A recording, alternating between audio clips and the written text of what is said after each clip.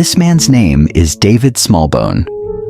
David is a promoter or manager of music concerts in Australia. David's life is perfect. He has a beautiful wife named Helen, 6 cute children, and a successful business. He has no reason to be ungrateful. One night, David tells Helen that he plans to invest all of the family's savings to hold a mega concert and invite famous singers from America. David was confident that this would be the biggest concert of his career and a huge success. Hearing her husband's ambition, Helen could only support him. Unfortunately, things did not go as planned. That year, Australia suddenly faced an economic crisis. David's concert was poorly attended and a complete failure. David went bankrupt. A week after the concert, David was seen trying to contact the American singer's manager to request a payment extension. From the concert, he didn't make any profit and even suffered a huge loss, depleting all his savings. But his request was denied. Since the American singer had already performed, David had to pay according to the initial agreement. David was devastated. Upon arriving home, his family and friends threw a surprise birthday party for him.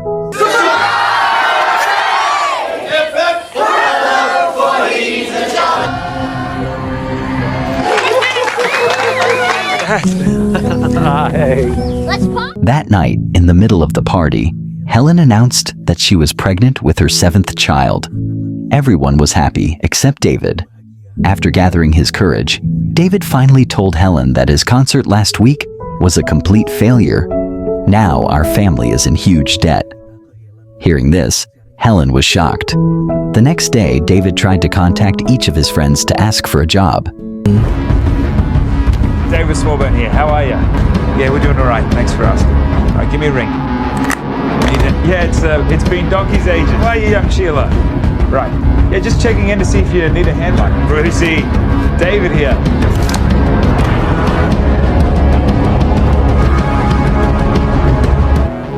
David. Luckily, one friend offered him a job in America. If he was interested, David could leave for America next week and meet him in Nashville. The next day, David discussed it with Helen. David promised that it would only take 2 years. After 2 years, when our family's finances were stable, we could return to Australia. Although it was difficult, Helen decided to trust her husband.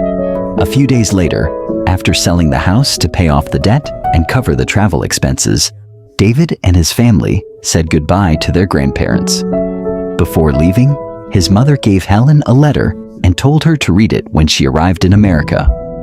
When everything was ready, David's family departed. Upon arriving in America, when the immigration officer asked how long David's family would be staying, David answered 6 months. However, one of his children blurted out 2 years. The suspicious officer then took them to an interrogation room. In reality, due to insufficient funds, David had only obtained a 6-month visa. After 6 months, he had no choice but to become an undocumented immigrant for 2 years. Fortunately, when the officer searched their luggage, he found the letter from Helen. Upon reading it, it said, "See you in 6 months." Thanks to the letter, the officer finally believed them and allowed them to proceed. Unfortunately, due to the lengthy inspection, they missed their flight and had to take the train.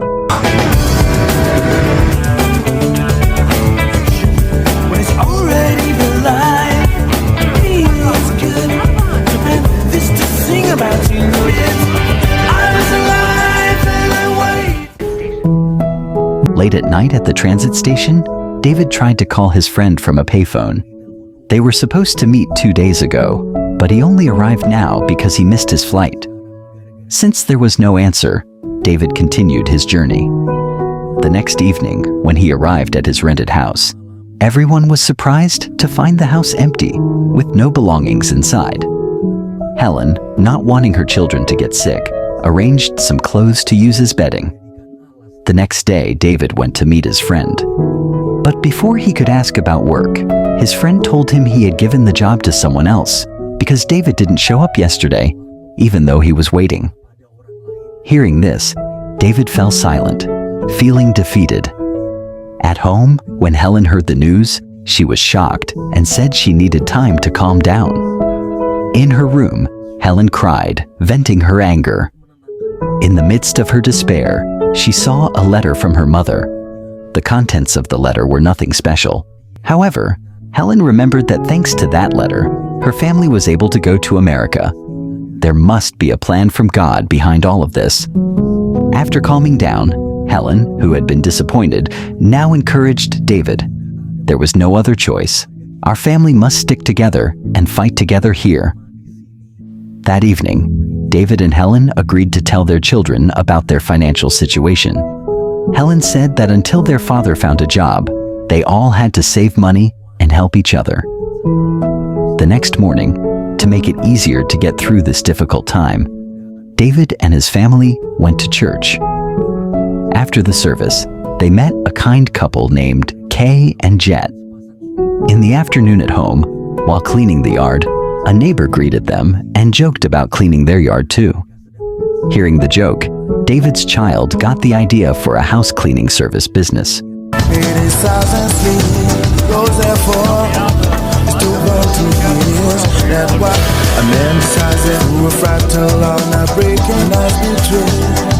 Miracles will happen.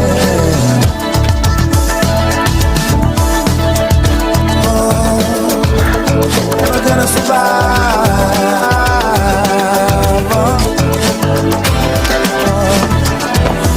8780. Shoot the other one. Helen, we got another job.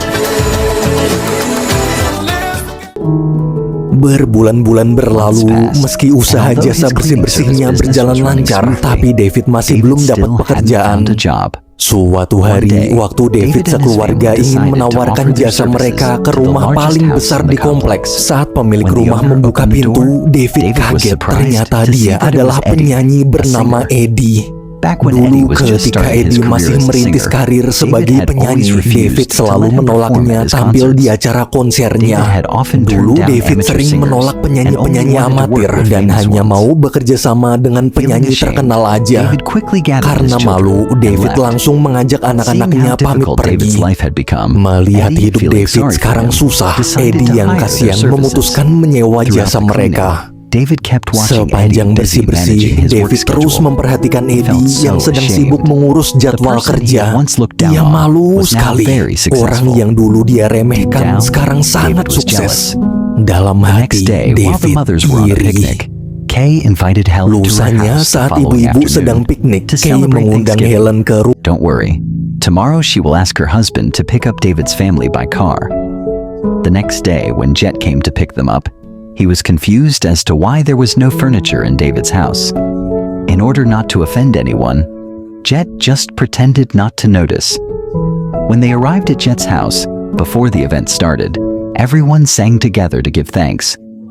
When they heard the voice of David's daughter, Rebecca, everyone fell silent in awe. Her voice was beautiful. In the middle of the event, Jet said Rebecca had a talent for singing. Why didn't David try to promote Rebecca to a music producer? Unfortunately, David wasn't interested.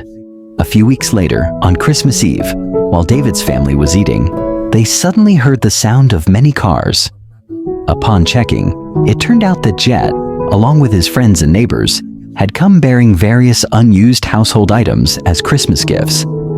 Seeing their kindness, David's family was deeply moved. 3 months later, while doing the laundry, Helen suddenly felt stomach pains and was about to give birth. David quickly rushed her to the hospital.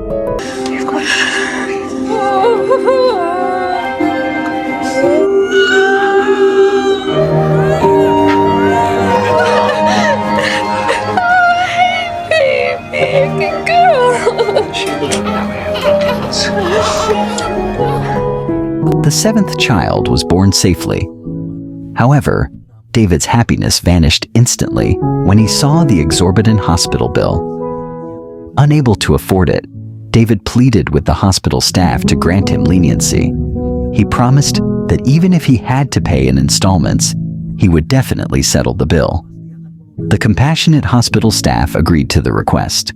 Not only did they allow him to pay in installments, but David also only needed to pay half of the total bill. Hearing this, David was relieved. However, strangely, when the staff member tried to create a new bill, they were confused because the computer showed that David's bill was already paid in full. 3 days later, upon returning home, David and Helen were greeted by their 6 children. Kay and Jet were also there visiting. When everyone entered, David took Jet aside to speak privately. David said he knew for certain that Jet had paid his hospital bill. Instead of thanking him, David became angry. He told Jet to stop helping her. At first, David was okay with it. He was grateful to have a friend like Jet, even though they had only just met. But over time, his pride as the head of the family was shattered. From now on, please don't help her too much. He could take care of his family himself. A month passed, and David was seen trying to promote Rebecca to several music producers. However, none of the producers were willing to take Rebecca because she was considered not ready and often nervous when singing. The next day, while they were hanging out, Rebecca told them that yesterday, while cleaning Eddie's house, she accidentally saw in a magazine that Eddie was a singer and music producer. Rebecca suggested that her father try promoting her to Eddie, whom they already knew, instead of going through the trouble of approaching other producers. David snapped back, saying she should be more realistic. "We're just house help at Eddie's place, so don't go begging for pity from others." Rebecca, who was heartbroken, sulked and left. Fortunately, her mother quickly reconciled her father. 2 days later, David and Rebecca tried to meet the music producer again.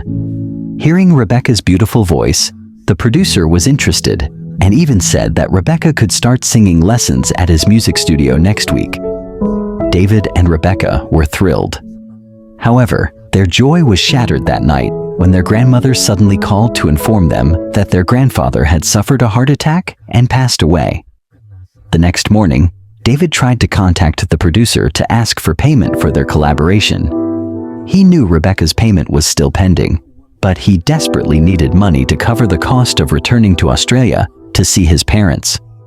Despite explaining the situation at length, the producer refused to give him any money and even terminated the collaboration unilaterally for an unreasonable reason.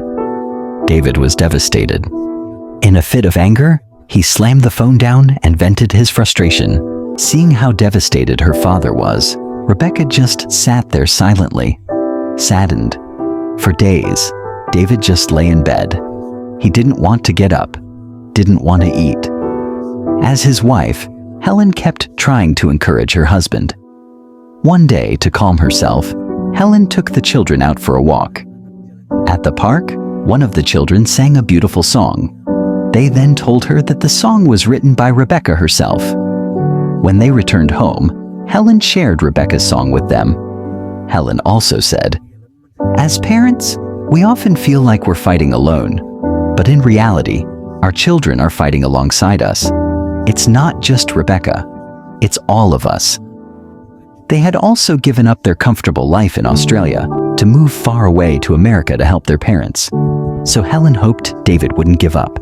Be a great father. David is the pride of our family. Hearing those words, David cried with emotion.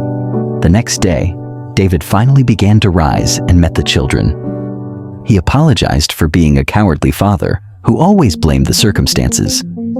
When Rebecca came, David told her he already knew she had written a song. For the sake of the family, this time David would swallow his pride and try to meet Eddie. The next day, after talking, David made a promise with Eddie to come to church to watch Rebecca's performance. David had also made up with Jet and asked Jet to play the piano to accompany Rebecca.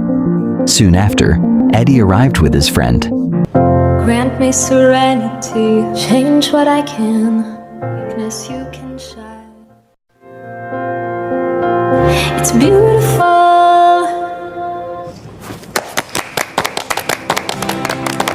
Seeing Rebecca's performance, Eddie was very impressed. After discussing it with his colleague, Eddie informed Rebecca that she had been accepted and would soon be promoted.